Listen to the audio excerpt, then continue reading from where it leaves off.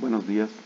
El día de hoy hablaremos de el orden Spiruridae, el cual contempla varios géneros. Dentro de ellos, el género Abronema musque, el género Abronema microstoma, ahora llamado también Abronema majus, el género Draschia megastoma. A la enfermedad que estos nematodos producen se le conoce como abronemosis gástrica o verminosis gástrica.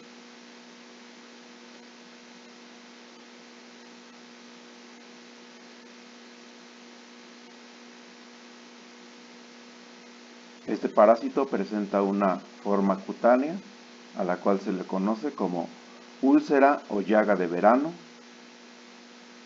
También se le conoce como cáncer de los pantanos.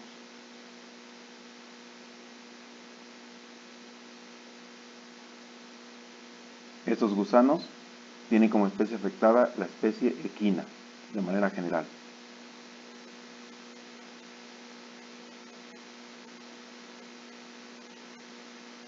La localización de la forma gástrica es la región fúndica, el estómago de los equinos, y en la forma cutánea la podemos encontrar en piel, conjuntiva, genitales y puede llegar a invadir pulmón.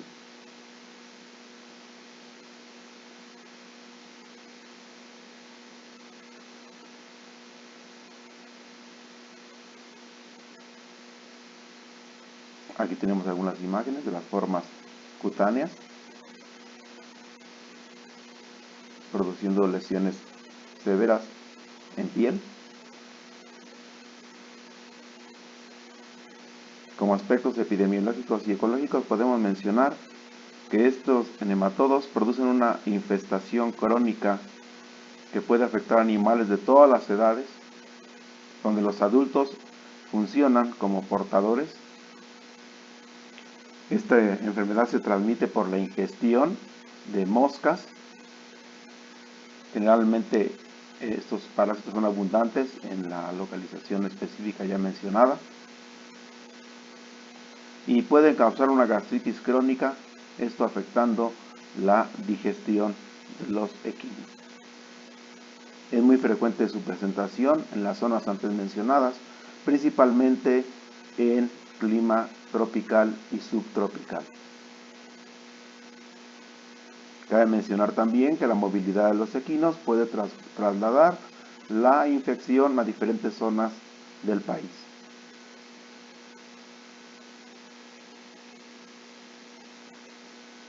Como dijimos anteriormente, este parásito el nematodo presenta hospederos intermediarios. Por eso es importante conocer de antemano el ciclo biológico de una mosca. Este será nuevamente revisado en la unidad de artrópodos dentro de la clase Insecta, el orden Diptera. Pero cabe mencionar ahora el ciclo biológico de estos porque en él se desarrollan las fases sexualmente inmaduras de estos espirúridos. Tenemos entonces fases adultas, hembras y machos de estas moscas, de estos insectos, los cuales producen huevos, fases de huevo. Posteriormente de ese huevo eclosiona, sale una larva 1, de ahí emerge, muda hacia una larva 2, una tercera muda hacia larva 3, la larva se contrae y desarrolla una fase denominada pupa, la fase pupal, en la cual se va a desarrollar el insecto adulto, hembra o macho. Y ahora tenemos entonces fases adultas de estos insectos.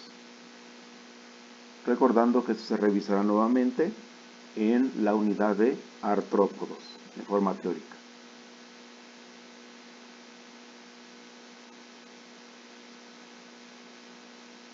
Entonces sabemos que estos son hospederos intermediarios, es decir, alojan las fases sexualmente inmaduras de este nematodo. Para Abronema majus antes llamada Abronema microstoma, ¿sí?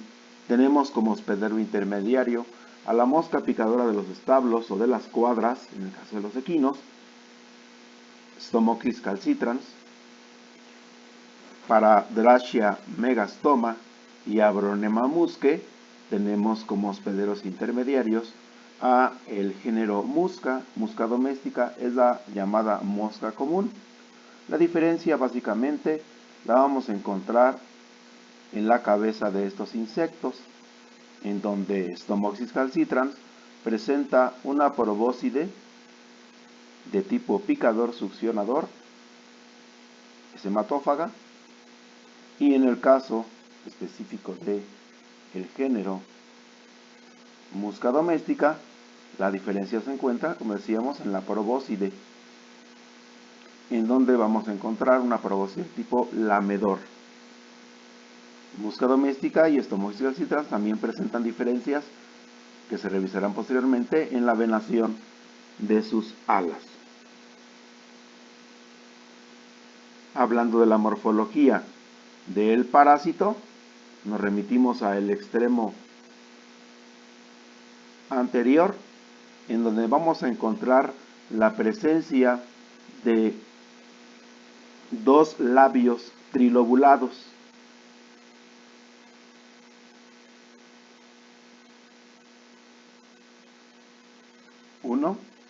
Dos labios trilobulados.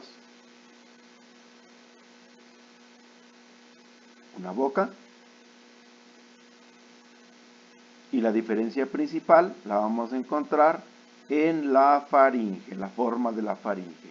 En el caso más común, que es el de Abronema muscae, y es el que se revisa principalmente en la parte práctica, en el laboratorio de parasitología, vamos a remitirnos a su faringe. Es una faringe cilíndrica, gruesa y cilíndrica. En el caso de Abronema microstoma o Abronema majus, presenta una reducción en esta faringe, semeja como si fuera un embudo, pero invertido. Y en el caso de Drascia megastoma, podemos encontrar su forma de embudo, pero en este caso de forma normal, con la boca mucho más ancha. Megastoma. Drascia megastoma, Abronema majus y Abronema muscae. Podemos encontrar también un esófago que en la parte anterior es de tipo muscular y en la parte posterior es de tipo glandular. Estos nematodos presentan una ala, una sola ala en uno de los extremos, una sola ala cervical. Hacia el extremo posterior encontramos que el nematodo, en el caso del macho, de Abronema, se enrosca hacia la parte posterior con dos espículas y presenta aletas caudales. En el caso de las hembras, terminan en punta roma o punta recta. En cuanto al tamaño, sabemos que en este caso específico de estos nematodos, las hembras suelen ser más grandes que los machos. Las hembras pueden alcanzar hasta 22 milímetros, donde los machos van a por ahí de los 15-16 milímetros, son más pequeños.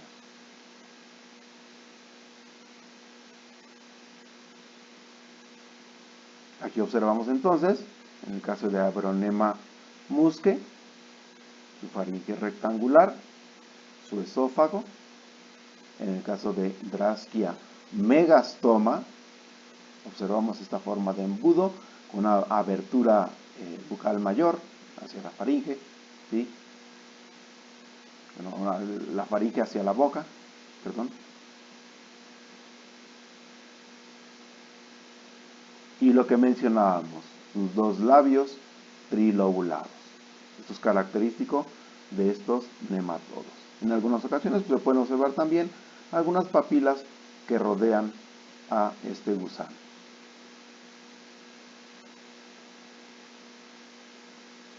Ciclo biológico.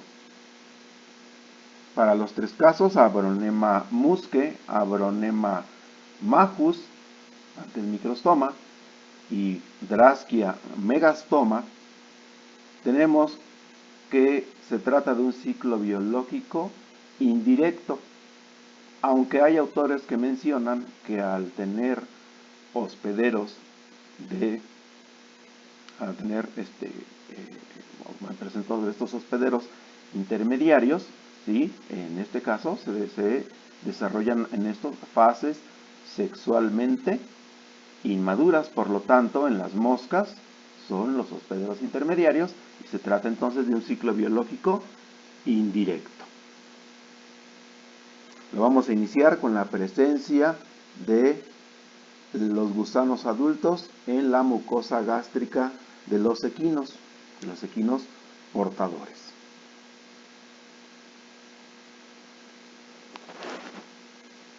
Una vez que hembra y macho copulan, la hembra inicia una liberación de huevos larvados y larvas libres. Estos huevos también son muy característicos, son huevos de una cutícula muy delgada y son huevos larvados. Aquí lo que sobresale principalmente es la presencia de la larva que prácticamente ocupa el interior de estos huevos. Una vez que tenemos estos huevos larvados y larvas libres, son expulsados estos en materia fecal.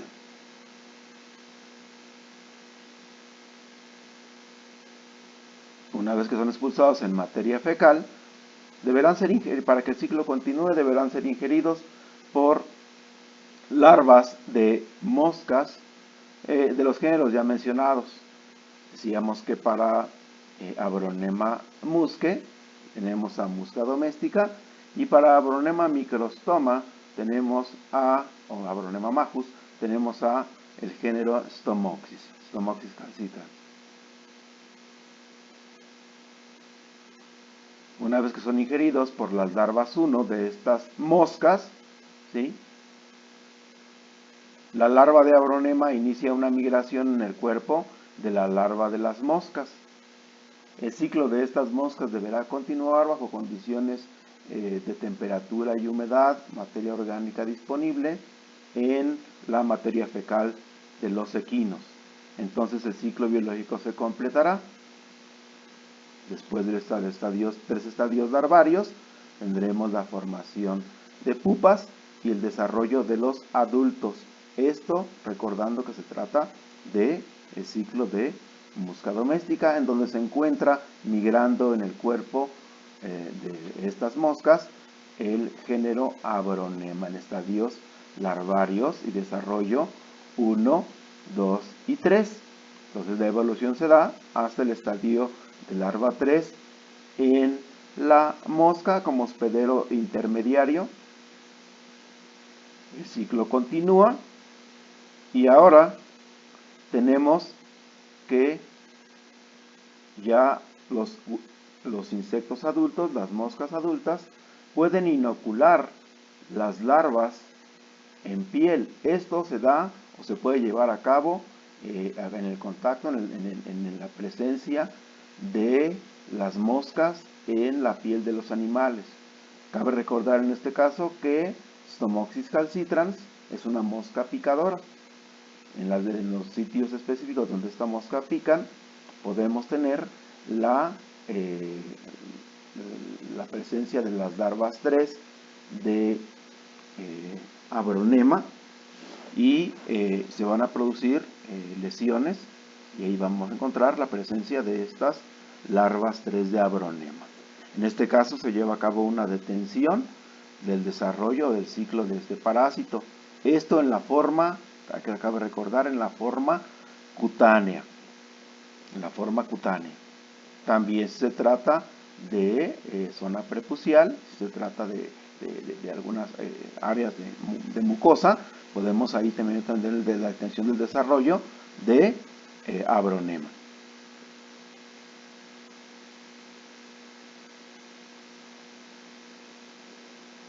¿Qué pasa entonces si el equino ingiere moscas con el estadio 3? Bueno, se ingiere la mosca, se digiere el artrópodo, se libera la larva 3 y la larva 3 continuará su desarrollo hacia L4, hacia L5 en la submucosa del estómago, región fúndica, y de ahí tendremos entonces la presencia de adultos en la mucosa gástrica de un equino portador. Con esto se concluye el ciclo de vida. Aquí es importante resaltar entonces, para determinar la acción patógena de estos nematodos, la presencia o la forma cutánea de esta parasitosis y de la forma gástrica de los mismos.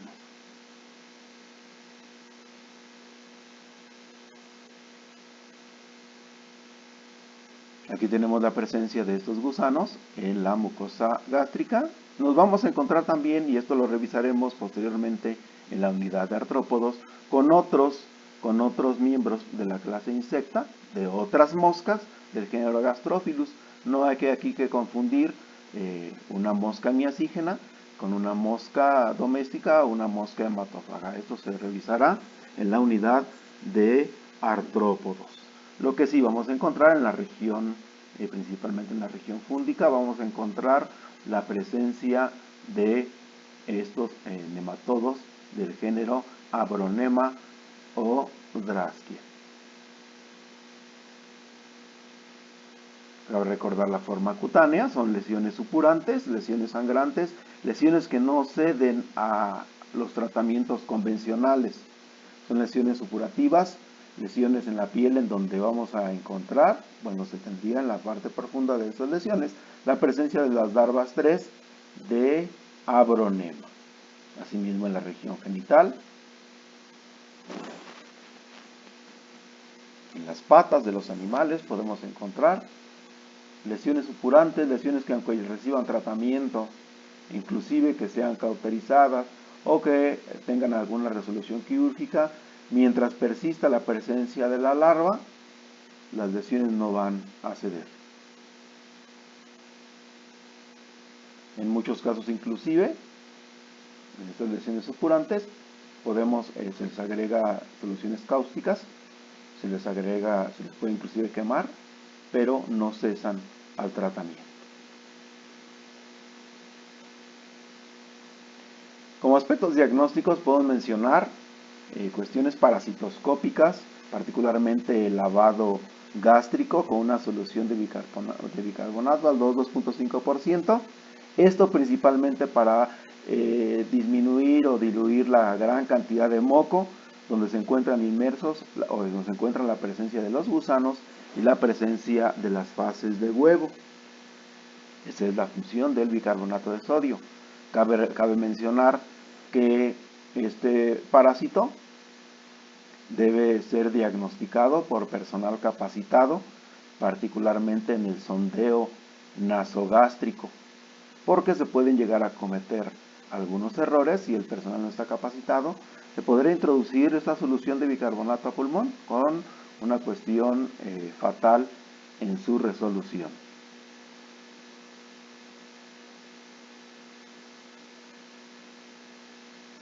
Dentro de los aspectos preventivos de la abronemosis, en caso de abronema, podemos mencionar el control de mosca. Esto a nivel de las explotaciones de los equinos, a nivel de las cuadras, pues pareciera que es sencillo, solo que son también animales que producen una gran cantidad de excretas, las cuales en la mayoría de los casos no tienen un manejo adecuado. Las excretas son el sustrato ideal para el desarrollo de las moscas y por lo tanto esto complica la situación. Se utilizan métodos poco ortodoxos en el control de las moscas, como utilizar sustancias pegajosas, algunos repelentes, pero aquí lo importante es realizar un adecuado control de moscas, un control integral de moscas que implica no solamente la eliminación del insecto adulto, sino también contempla la eliminación o el evitar que se desarrollen fases de larva, fases de larva y fases de pupa en la materia o en las excretas. Por lo tanto, el manejo de excretas es muy importante en estas explotaciones. En la mayoría de los casos se tiene un estercolero y ahí se deposita la materia fecal o hacia el campo. En algunas veces se compostea. Eso se mencionará en el capítulo, en la unidad de artrópodos, más ampliamente.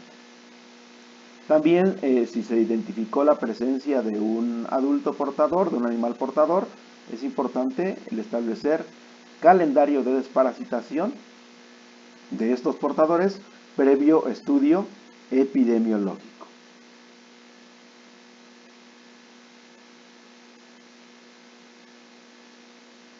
Los tratamientos convencionales que se han utilizado, en este caso obviamente hablamos de la presencia de estos gusanos adultos, tanto en la forma gástrica como en la forma cutánea.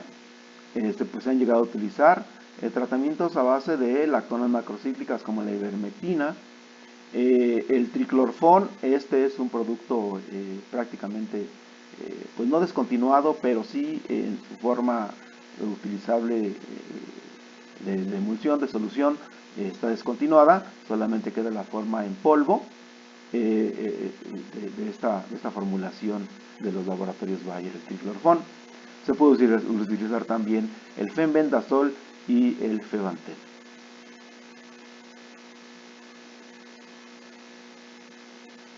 Problema de salud pública no hay, abronema no afecta a humanos.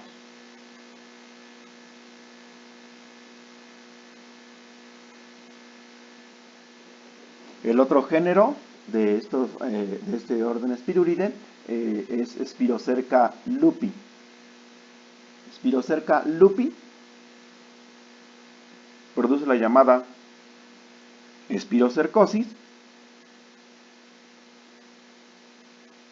Spirocerca hace referencia a este orden, Spiruridos. Lupi, particularmente porque afecta a algunos carnívoros, algunos canídeos silvestres como los lobos. De ahí la especie lupi, viene de lupus, de lobo. A la enfermedad, dijimos, se le conoce como espirocercosis. Este nematodo del orden de los spiruridos tiene como especie afectada particularmente a los perros, otros canídeos y felinos salvajes. ¿Como cuáles? Bueno, como zorros, algunos tigrillos, ocelotes, y perros principalmente con condiciones exteriores, principalmente, o que salen al exterior, que pueden estar en condiciones peridomiciliarias o que se encuentran en el campo. Este nematodo tiene una localización anatómica específica en la serosa esofágica, pero también lo podemos llegar a encontrar en la mucosa gástrica o inclusive en la aorta torácica.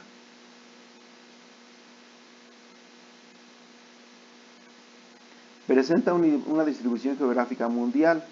En México se encuentra principalmente en climas tropicales y subtropicales, pero también en los últimos años se ha repuntado la infestación por este nematodo y se ha encontrado ya también en climas templados. Esto corresponde básicamente a la presencia de sus hospederos también intermediarios.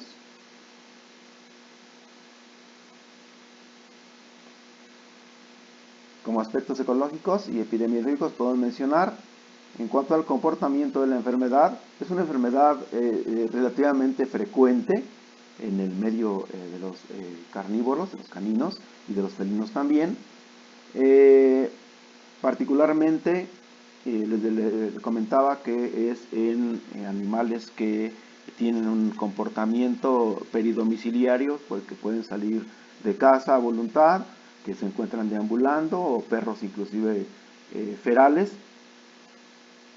El factor de edad es importante, principalmente lo podemos encontrar en animales entre los 2 y los 5 años de edad, asociado a la presencia de portadores, perros portadores, que están eliminando, ya sea en heces o en vómito, las fases de huevo. Presencia de hospederos intermediarios, los cuales corresponden a ácaros coprófagos de los géneros involucrados. Puede ser el género Geotrupes, el género Scarabius, el género Copris, Aquis, etc. Son hospederos intermediarios. Estos alojan las fases sexualmente inmaduras, es decir, en ellos se va a desarrollar de los estadios 1 al estadio 3 de estos gusanos, como lo veíamos en Abronema. Nada más que en este caso se trata de escarabajos, perdón, no sé, creo que dije ácaros, escarabajos coprófagos de los géneros Geotrupes, Scarabius, Copris, Aquis, etc. ¿no? Bueno, entonces estos son hospederos intermediarios. También son llamados ácaros peloteros, ácaros ruedabolas. ¿Sí? Es frecuente cuando comienzan las lluvias que encontremos la presencia de estos escarabajos que se están alimentando, bueno, no están alimentando, que ruedan, que llevan estas esferas de materia fecal hacia su madriguera, los cuales van a desarrollar en esta madriguera fases de su ciclo, y estas fases de ciclo de estos artrópodos, escarabajos, se alimentan de estos hongos o levaduras que se desarrollan a partir de esta materia fecal. Tenemos también hospederos de transporte. Estos pueden pertenecer a pequeños reptiles, algunas aves también pequeñas, ¿sí? Estos son básicamente hospederos de transporte. También puede ser algunos, pues se pueden ver involucrados algunos roedores como hospederos de transporte, básicamente de larvas 3. En ellos no se desarrolla el ciclo, sino nada más fungen como hospederos de transporte. ¿Qué tan frecuente se presenta? Pues qué tan frecuente también es diagnosticada. Aquí la problemática es que estos carnívoros tienen poco acceso a condiciones de diagnóstico, y cuando se lleva a cabo este diagnóstico a veces no se cuentan las herramientas para poderse llevar a cabo por parte del médico veterinario. ¿Cuál es el impacto? Bueno, pues en algunos animales, principalmente la problemática es que pueden morir de inanición a la hora de que no pueden deglutir este parásito al formar nódulos en la mucosa, en el esófago, ¿sí? Alteran los procesos de deglución, el animal manifiesta vómito en proyectil y no es capaz de deglutir, no es capaz de retener el alimento en la mucosa gástrica. Aquí tenemos la presencia de estos nódulos en diferentes porciones del esófago. También puede confundirse con granulomas o inclusive con tumores.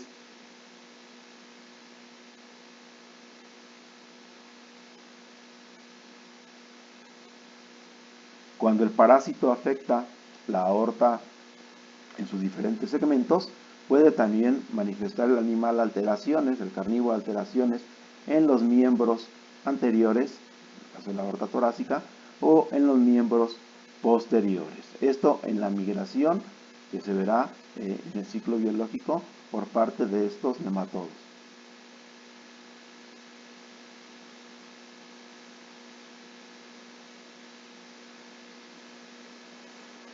Si hablamos un poco de la morfología de estos nematodos, se trata de pequeños gusanos de 3 a 8 centímetros de largo, en donde las hembras suelen ser más grandes que los machos. Estos, cabe recordar que se encuentran formando los nódulos en estos órganos ya mencionados. En el extremo anterior presentan una boca hexagonal rodeada de papilas, como podemos observar.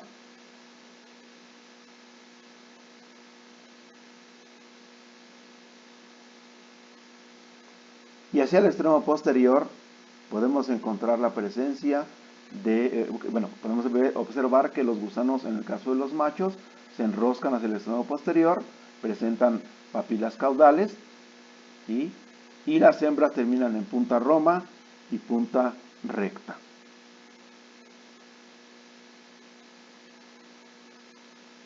Aquí tenemos la presencia de estos gusanos que son sacados de los nódulos, principalmente nódulos esofágicos. Son gusanos de gran movilidad, particularmente cuando tienen contacto con solución salina. Y estos son los hospederos intermediarios, los escarabajos, peloteros, escarabajos coprófagos. Son muy frecuentes, particularmente y muy abundantes, cuando inicia la época de lluvias. Recordemos, estos son hospederos intermediarios, aunque también dijimos que se presentan hospederos de transporte.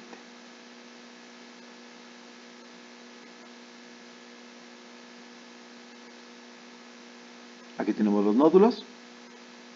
Estos nódulos afectan la deglución, afectan los plexos submucosos, afectan los plexos miotéricos, ¿sí? Y se altera la deglución. Y el signo más característico es en un megaesófago, que es el signo que caracteriza un megaesófago, y el vómito en proyectil.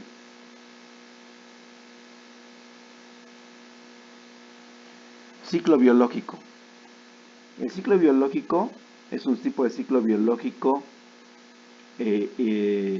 indirecto, aunque hay autores que manifiestan también que se trata de un ciclo biológico directo-indirecto, aunque los hospederos más que paraténicos son hospederos de transporte. En el caso de los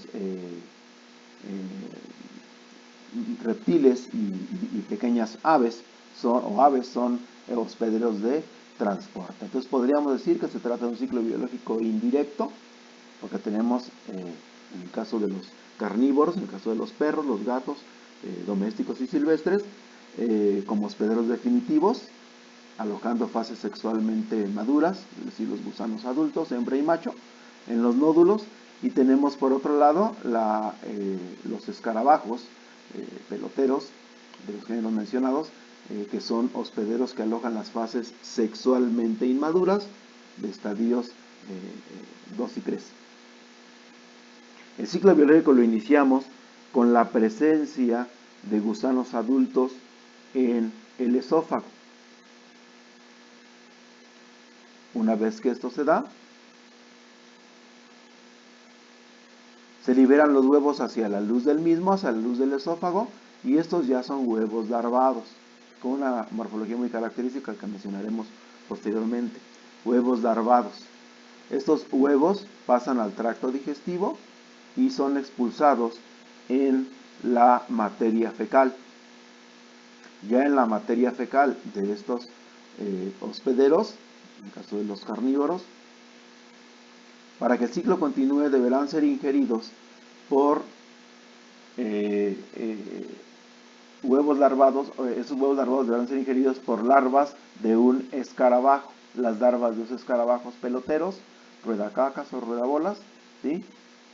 Las larvas inician una migración en el cuerpo de la larva del propio escarabajo, es decir, una larva migrando en la larva de un escarabajo, ¿sí?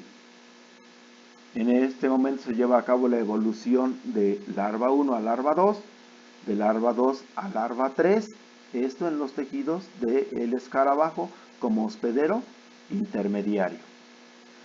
Aquí el ciclo puede tener dos caminos. Si estos escarabajos son depredados por reptiles y aves, en este momento reptiles y aves se convierten en hospederos de transporte, en los cuales puede haber un enquistamiento de larva 3 en las vísceras de estos depredadores, recordando que estos son hospederos de transporte. Pero el otro camino puede ser también que el perro o el gato ingiera a los escarabajos con las larvas 3, una ingestión directa. En ambos casos deben ser ingeridos las larvas 3, si fue a través del artrópodo, se digiere, se libera la larva 3 e inicia una migración a través de la capa íntima arterial por las arterias gastroepiploicas. Cabe recordar que estas arterias gastroepiploicas obviamente se encuentran en el epiplón, irrigan esa parte del estómago, el epiplón, ¿sí? Y ahí se van a llevar a cabo las mudas de L3 a L4 y de L4 a L5, también llamado preadulto. De aquí pasa, o puede pasar, a la capa íntima de la aorta. De la capa íntima de la aorta va continúa una migración de esa capa íntima hacia la serosa esofágica en el trayecto, y de ahí de serosa esofágica pasa a como adulto en el esófago, formando estas nodulaciones. Hembra y macho copulan y entonces se da la liberación de huevos larvados hacia la luz del esófago.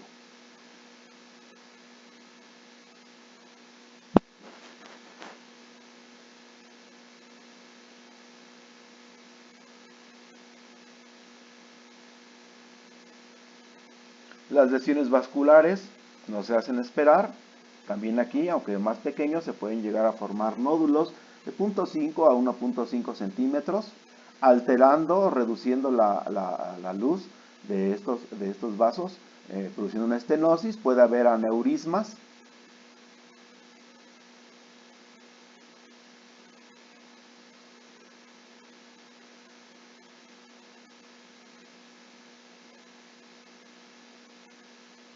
Dentro de los aspectos diagnósticos es importante considerar la historia clínica de los animales que uno de los signos es el vómito en proyectil, aunque también, bueno, allá cuando se hace parte del diagnóstico, el megaesófago, ¿sí? Y ahorita veremos la presencia de los nódulos. En el examen coproparasitoscópico podemos encontrar pequeños huevos entre los 50 a 60 micrómetros, ovalados y larvados. Semejan como si fueran un pequeño clip. Esto por la presencia de la larva en el interior de los mismos. Es importante la realización de técnicas frecuentes coproparasitoscópicas. En este caso, la técnica de elección es la técnica coproparasitoscópica de Faust.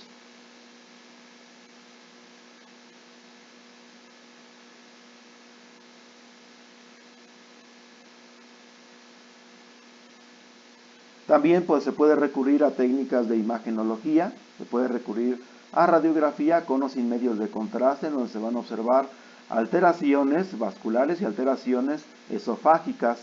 Esto cuando se utilizan principalmente en medios de contraste. Además se pueden observar la presencia de estos nódulos.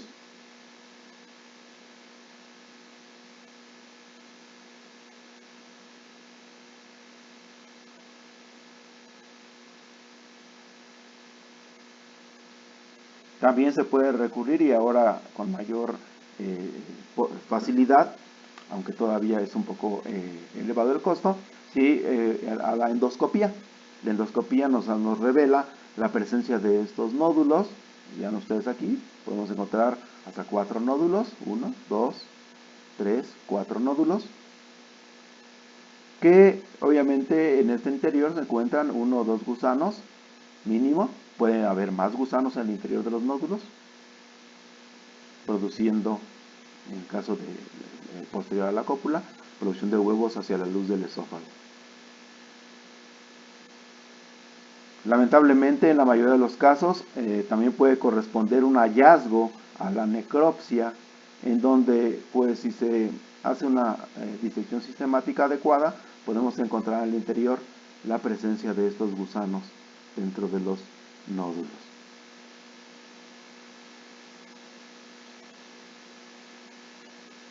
En cuanto a los aspectos de prevención y control, la desparasitación de perros portadores, una vez hecho el diagnóstico y el estudio epidemiológico, lo hace evidente, y es importante que estos reciban un tratamiento adecuado y oportuno. Evitar también, en la medida de lo posible, el uso de vísceras de ave para alimentar a los perros. En muchos casos, en algunas poblaciones, todavía se recurre a esta mala práctica en donde se les da vísceras de ave a los perros para su alimentación o a otros carnívoros. El tratamiento convencional es a base de disofenol, no fácil de conseguir, es específico pero no fácil de conseguir. Las lactonas macrocíclicas como la ivermectina, con muy buena actividad sobre fases larvarias, y la dietilcarbamazina, tampoco no muy fácil tener acceso a la misma.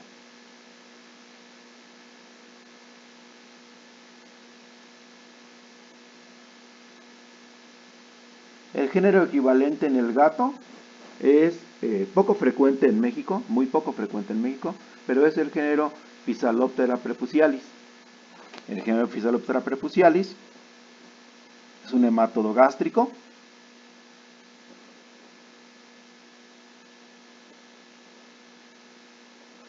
En este caso se tiene como hospederos intermediarios, es decir, los que alojan fases sexualmente inmaduras. En este caso serían larvas 1, 2 y 3 en los tejidos de estos hospederos intermediarios, correspondientes a las llamadas cucarachas. Los géneros principalmente involucrados son el género Periplaneta americana, la famosa cucaracha de drenaje o de jardín, de mayor tamaño. Blatela germánica, la cucaracha alemana, más pequeña, esta es la famosa cucaracha de las cocinas. Y Melanoplus, que tiene es otra cucaracha también, que tiene un comportamiento más externo, cucaracha de árboles, cucaracha de algunos jardines o algunos mercados se puede llegar a encontrar. Estos son hospederos intermediarios.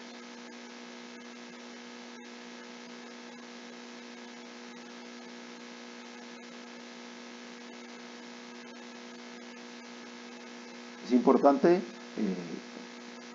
en este caso, que al saber que el gusano se encuentra en el estómago, vamos a encontrar la presencia de estos huevos subesféricos, menos ovalados que los anteriores, y en el interior vamos a encontrar la presencia de un embrión o de una larva. Estos huevos miden aproximadamente unos 40-50 micrómetros y pueden ser diagnosticados también por técnicas coproparasitoscópicas de FAUS o flotación.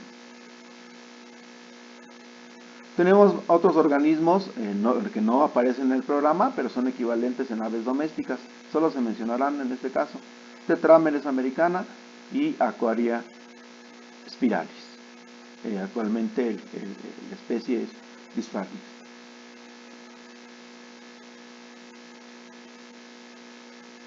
Esos también se localizan en el estómago de estas aves.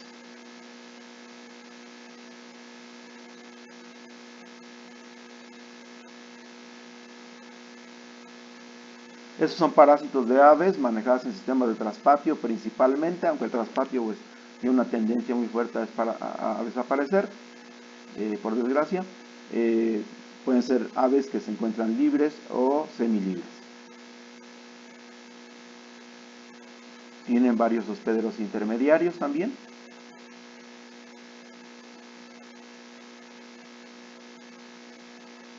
Grillos, cucarachas, etc. Y el ciclo biológico se da obviamente con la presencia de hospederos definitivos, en este caso las aves, y el consumo directo de los hospederos intermediarios que contienen las larvas 3 de esos parásitos en esa interacción continua, y las aves consumiendo las aves como hospederos definitivos, consumiendo hospederos intermediarios. Por desgracia, el diagnóstico habitualmente no se lleva a cabo. Es difícil que las personas que tienen animales de traspatio realicen exámenes coproparascópicos de manera frecuente. ¿Problemas de salud pública? No hay. Con eso terminamos la parte correspondiente a los espirúridos.